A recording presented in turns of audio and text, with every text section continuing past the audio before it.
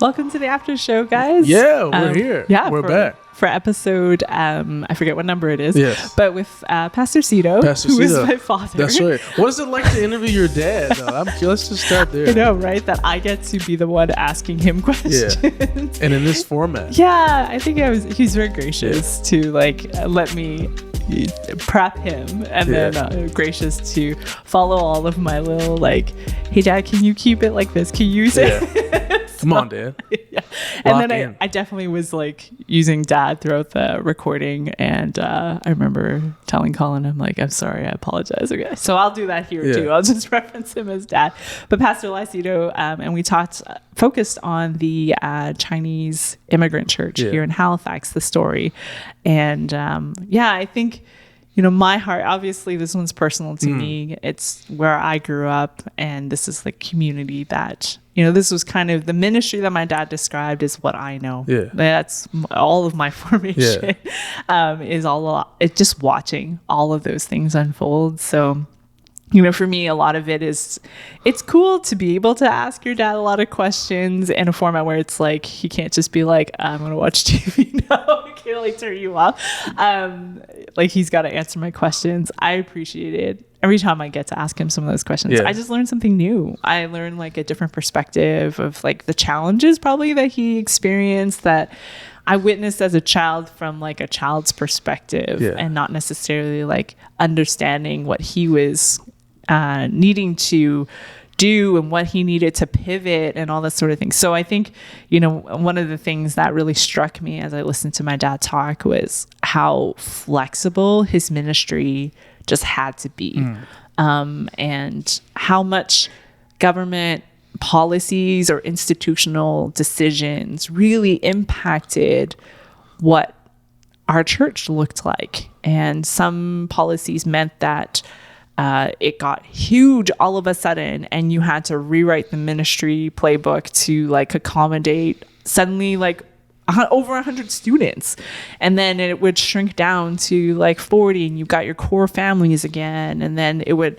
expand again, and now you have a whole different demographic coming in with a different language and different culture, and in terms of when the kind of policies opened up, so that now what we were having was mainland Chinese older people kind of coming for doctorates, masters, postdoc, and different things like that. So I think it just struck me. I was man, I've done ministry from a lot of my career, most of my career, and we all know ministry changes, and you always have to be on the fly. But I can't imagine just having to rewrite the whole thing every decade, maybe, or even less than that, right? Every 5 to 8 years. And I think that really struck me, and how much that shapes your community, how much that shapes the way you see things. And a couple other things that my dad had kind of encouraged us to think about is sometimes you can see the change coming. So how are you preparing for that change? So, yes, policies would change and all of a sudden it would have major impact, but not all of it was sudden. Some of it was you could see it happening even before it actually happened. And I do think about what that means for us now, Canada is growing by immigration. And that means that if our local churches don't look more and more just diverse communities that we're in, that we're not reaching the people that are around us. We're not reaching our neighbor. So I think that has been something that's been challenging that I've been thinking about too. And I think coupled with that, he also was what are the things that you're resistant to let go of, so that you can join in with just the reality, but also what God wants to do in that reality. So I think some of those things are always super challenging, and so I've been digesting some of those things. For sure. I have a question. Is in the Chinese church, or at least when your dad was pastoring, was it just one pastor, or was a pastoral team? Oh, just one pastor. Just one, okay. Yeah. And then my other question was, was the pastor simply the spiritual leader, or was the pastor was looked upon to be like the communal, just all-encompassing leader? Oh yeah, definitely the second. Okay, because that's very similar to the black church too. Yeah. My dad would do weddings, funerals, translation, go to hospitals. If people needed like legal help, all these things. Like, I mean, he became an important part of like all things to all people. like an important part of the Chinese community. Like, I just remember being the kid that would often pick up the phone in the house, because we had phones in our houses back then. Pick it up, and there would be a myriad of languages that would come through the phone, and I would be answering and fielding like, oh, they want my dad, and I have to often write a message for my dad. Like, I have to take a message down because he's busy doing Bible study or whatever the day would bring for him. So I just remember like, I was like, oh, so-and-so passed. Okay. Yeah. My dad will call you back or whatever. And I have to do this in multiple languages. Like some language I don't know how to speak. And it's wonderful, gracious people who would kind of endure like my really bad Canto, Mando, Hakka. Like, I don't know those languages. Anyway, so he became like a really important just kind of figure in the community. We couldn't go to a restaurant without and this was probably mostly my parents just not wanting to impose.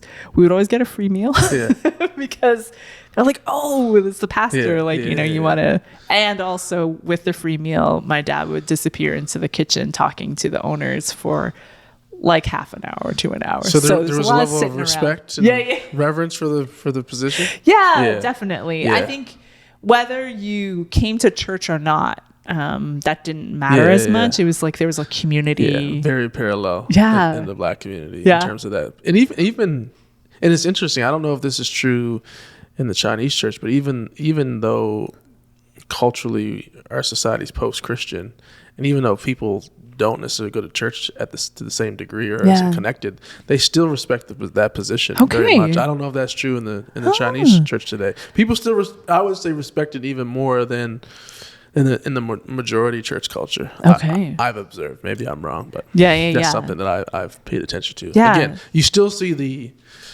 it's post-Christian in terms of its importance in just the everyday life. Right. But in terms of people, they're still being respectful of that. At least the symbolic nature of that role is still very much, I would say, there's still a level of reverence towards it and those who hold it. I'm so curious, because the reason why there was such a community figure for us was actually a significant part of was language. Yeah. But like, I'm like, you guys don't. So I'm just curious about the evolution of that in the African Nova Scotian community. Do you have any read on that? I think because again, it's in our community, the pastoral leader was the spiritual leader, was the communal leader, was an advocate, was a lot of those things that you mentioned in terms of just day-to-day things. And they're still looked upon to be that, even though, again, culturally, I would say the church doesn't have the same significance. But for some reason so it might be something as simple where, like, people will cuss and they'll be like, "Oh, sorry, pastor."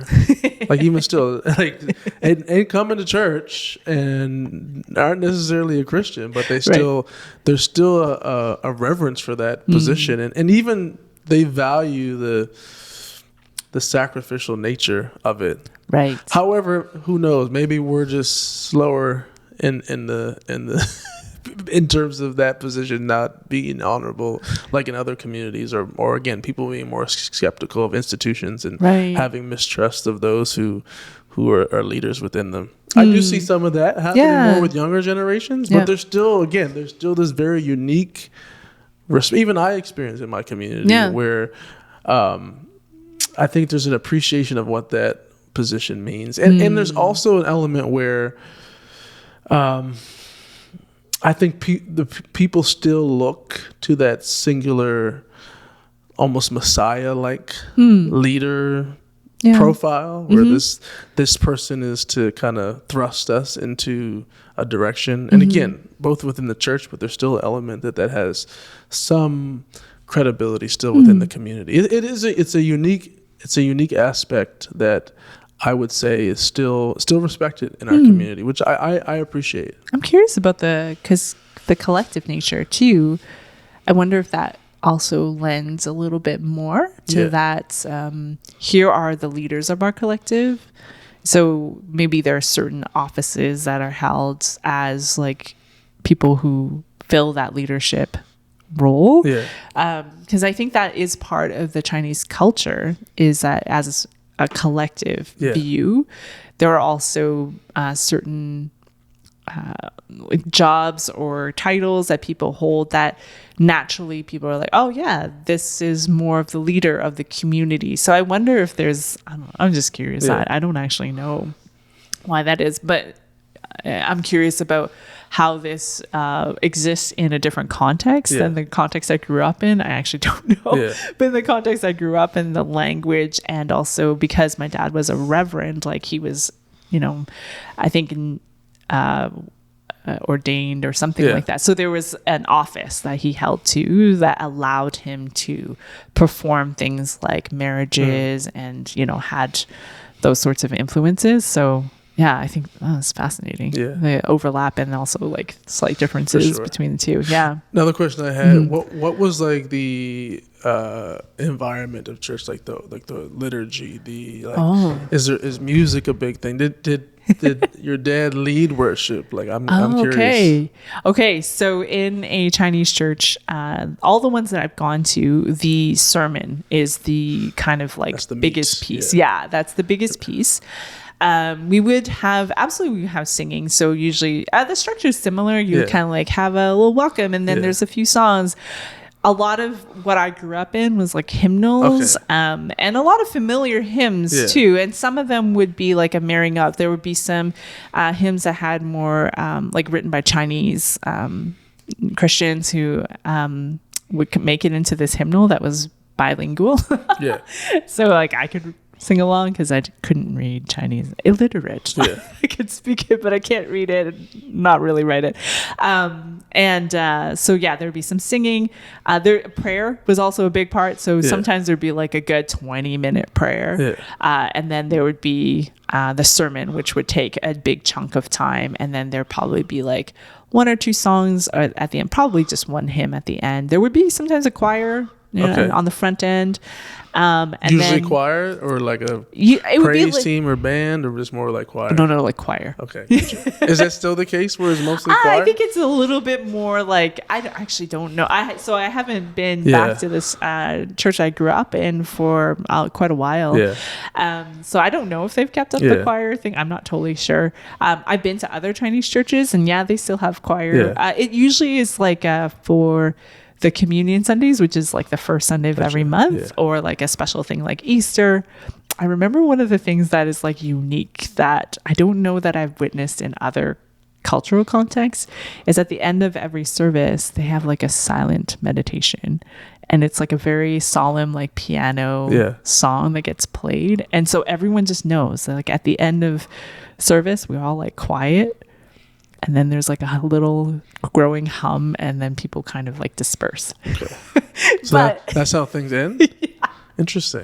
But also the tone of things is like very, I remember talking to you about this, Matthew, where it's like there's a very culturally Chinese thing where it's like you want to be balanced in your emotion. So not too sad, not too happy. So just kind of like this nice, happy. So it gives you time to balance. Or just even like, so then when you're singing or when you're like the expressions of worship, I think on outsiders looking in would describe it as stoic, reserved. No charismatic folks? Not very much. There definitely are charismatic folks, but they are like toned down in these scenarios.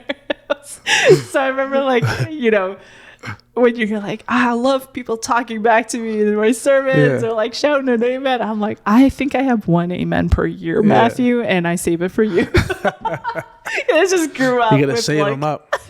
I just grew up with like, you don't talk back. ever. Definitely not during a sermon. Would they clap? Like, would there be any like physical response, like facial expressions? Would they change? Would people squirm because they're feeling convicted? Like, or are they just keeping just straight lace to whole time? No, we're really getting into it because I've heard this expression. And it's funny too because I'm like, oh my gosh, this totally makes sense. I had a friend who called it Christian mooing. Okay. And it's Can you give us an example? It's like if someone's praying and you're moved, you're like, Come on. But it's like, Come on, somebody. Yeah, Can we so it's together? like if someone's... It usually comes up mostly in prayer. Yeah. I don't want me to be irreverent. I apologize if this comes across that way. Yeah. But then there's like, that's probably the most expression of emotional connection. So it's most evident in prayer? It would show up? In prayer. And then maybe on occasion, like if someone's having a testimony or like maybe in a sermon, you might be like, like there might be a little bit of that. Yeah.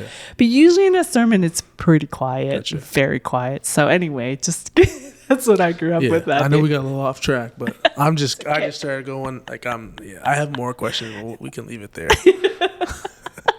Suddenly becoming like Deb adds on to her dad's podcast. Yes.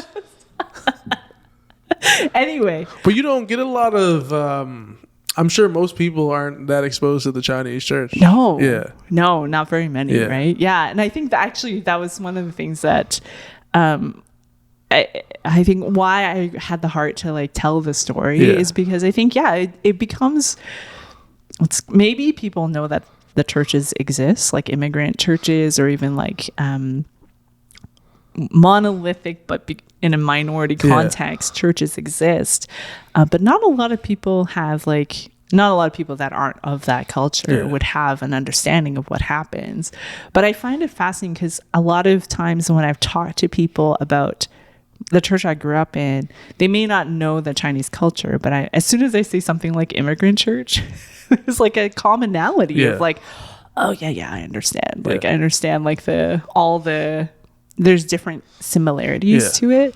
But I think one of the things I really wanted to tell the story of is like, I think there's different reasons why some of these churches exist in our cities, and good to share like some of those things. And I know you and I've chatted about why, things like African Nova Scotian churches still exist. And like, so I think sometimes I can feel like in opposition to this beautiful view of like multi-ethnic church. And so that's something that sort of came up with my dad, but I'm curious from your perspective, like as you've even processed that for you, like why? Well, how? I love what your dad said about it's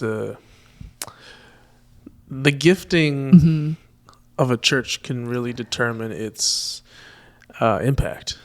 And I think there's a level of just reality and pragmatism, and even just the gospel in that. And like in an African Nova Scotian context, the birthing of the black church is because we weren't accepted in the white church, or were considered as kind of second grade members, where we have to sit in balconies and don't have full access and rights as other majority culture members. So that was the impetus to start a black church, so to speak.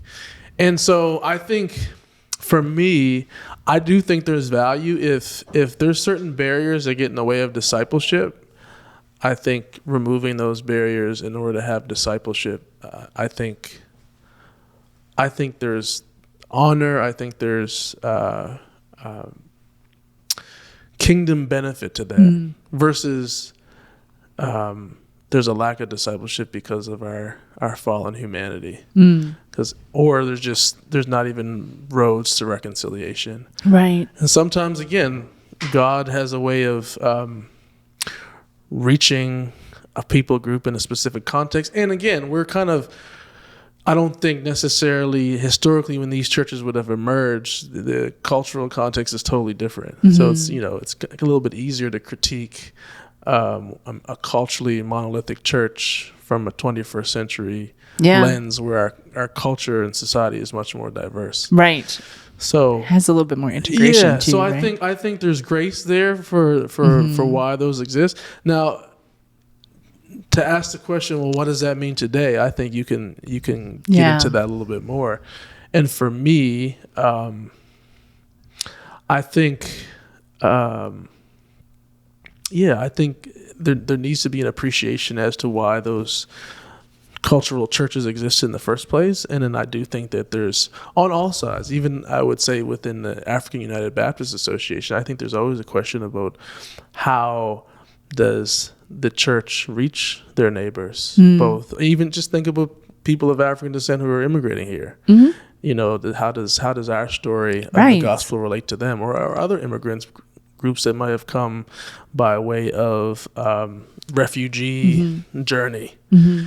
And even our unique story of meeting Jesus and what we have had to overcome to establish a church here. I think that story of redemption is very unique, that can maybe reach those people groups in a different way, or they can hear the gospel in a different way through that story than maybe the majority context, which I think is relevant. But at the end of the day, the bottom line to me is, if we're truly going to reflect the kingdom of God and we really take the mission of Jesus serious, we're called to reach our neighbors and to love our neighbors. And so if our neighbors look different than us, then I do think there's an obligation to minister to them. So if you are in a context where there's diversity around you and that's not reflected in your church in a good way, then I do think there's something to examine there, I would say.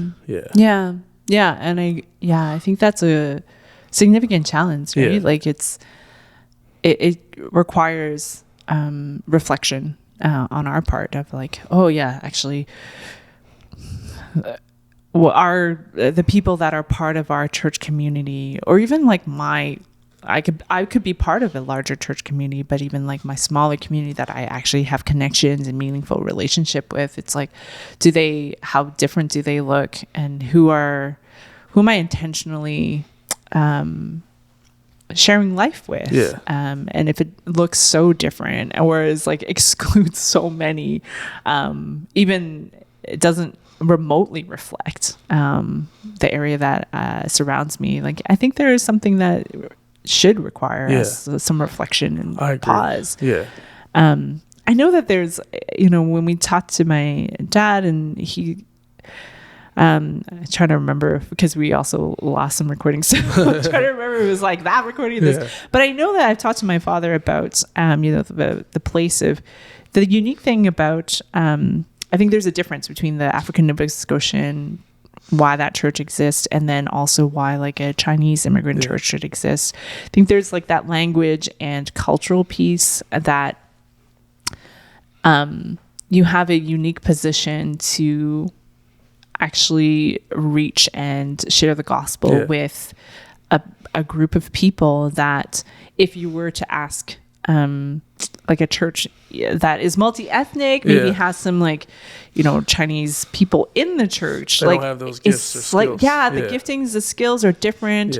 And so there is a piece that it's like, when we're thinking about that, it doesn't necessarily mean that like each church needs to look exactly. Like multi-ethnic, but like there's a collective church that is involved in that picture too. So I think that is something that I found really helpful, even because I try to make sense of it for myself too, as someone who grew up in that space. And I'm definitely going to a church that is seeking to be multi-ethnic. There's like always, for me, that my whole story is like trying to straddle different spheres and different spaces.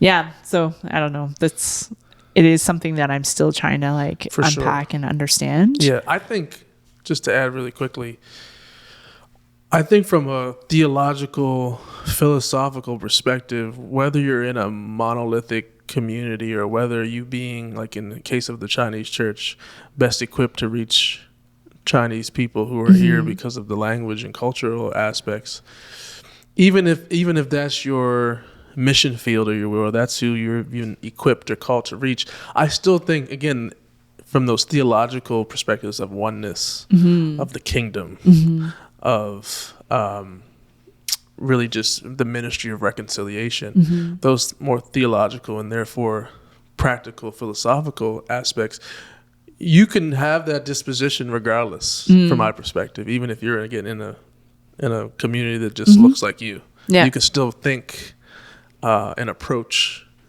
discipleship from those theological positions, because to me, that's how the gospel is presented to us, and how it's presented to those we're called to share it with. Yeah.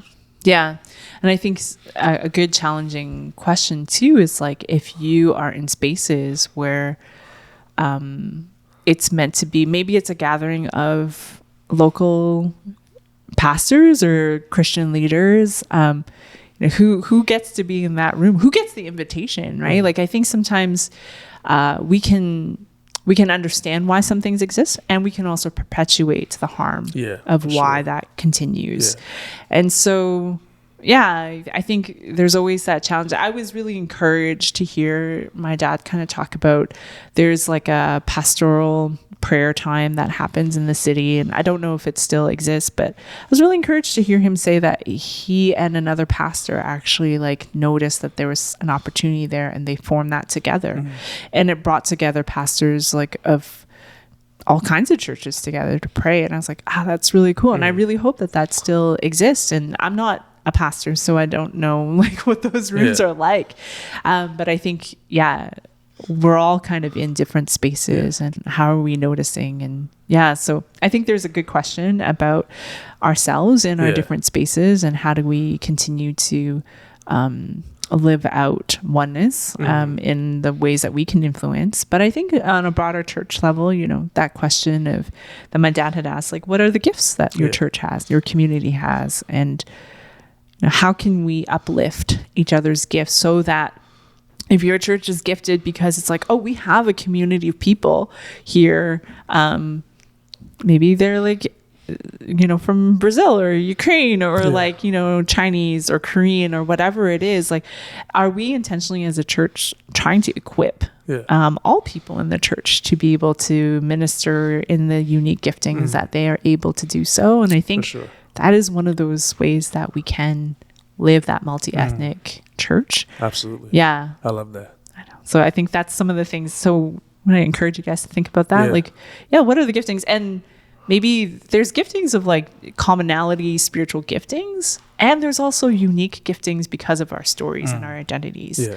And maybe we should ask that question too, in addition to like your spiritual giftings. So I want to invite you guys to think about that, and what does that look like? And maybe ask your local church, like, hey, I have these giftings. Go visit the Chinese church. Go pull up. Go do good. Go do a little, I mean, you could have a good cross-cultural I get invited a few times. I haven't taken my brother up on it. He knows who he is. But Brother Albert, he asked me many times. Oh, yeah. I mean, let me know if you need a wing person to go to that. It's on my bucket list. I definitely, I just find immersing myself in places so informative, and educational. Yes. Yeah. If you need a safety wing person, you know who to call. Like, yes, I do. You don't have to take me, but like, my husband's also your friend. So. That's right. And we've talked about that. We can interpret things for you. But like, no, Matthew, this is not where you talk back. Okay, I know. I'm gonna get my game real strong. Because it's already good. I'm gonna really let it go. Anyway. And on that note, thank you everybody for listening. Start the show. Hey, thanks for hanging with us at the same table, a Deepwater Church podcast.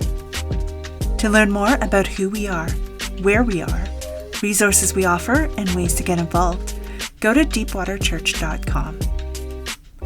The Same Table podcast is produced by Matthew Thomas and Deb Wong. Technical production by Sam Prime. Drop us a note if you have any questions, encouraging words, or something you'd like to learn more about at info@deepwaterchurch.com.